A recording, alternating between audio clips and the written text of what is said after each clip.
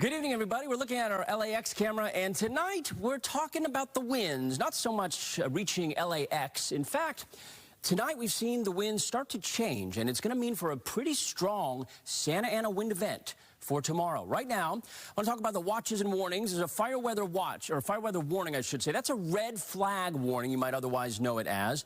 And when you see this, you'll see that most of the area is under the gun for increased fire danger. Now, for Santa Barbara County, this is already in effect because those north winds, those sundowner winds, are affecting the mountains there and the coast of Santa Barbara County. But once we get into the early morning time of Saturday, notice here, Saturday morning through Sunday afternoon, the rest of these pink areas, that is where we see the red flag warning in effect and the increased risk of fires to break out and spread rapidly. The main reason that this is happening is, like I said, the winds, but there's a high wind warning in effect, especially here for the Santa Clarita Valley, southwest into the valley locations in southeastern Ventura County to the coast there. We could see gusts of 70 miles per hour.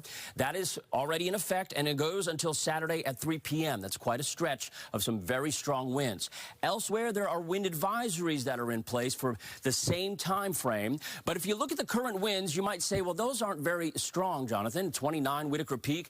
But I will tell you, the last couple of hours, I've seen these in places like Porter Ranch exceed 50 miles per hour. In fact, if you look over into the Inland Empire, the winds are starting now, as they do with Santa Ana's, to funnel right down the Cajon Pass, and we're seeing the numbers tick up to 28 in Fontana, 18, Lytle Creek. I saw DeVore have about a 35-mile-per-hour wind gust. So let's take a look at the wind forecast, and then we'll get to what happens thereafter after this Santa Ana wind event is over. Saturday in the afternoon, notice 2 p.m., that's when the winds look to be at their strongest, or at least coming off the back end here as they start to weaken a little bit. But 36 in Santa Clarita to 45 miles per hour in that area. And right down the Cajon Pass, we'll see these areas right here. This is where the fire danger is for tomorrow and in through early Sunday, right here into the Santa Clarita Valley, all the way into Ventura County as well. So that is the main concern in terms of the fire danger and the winds. So as you look at the temperatures, tomorrow at least, it looks like we start warming up. And if you're not getting the winds like in the LA Basin,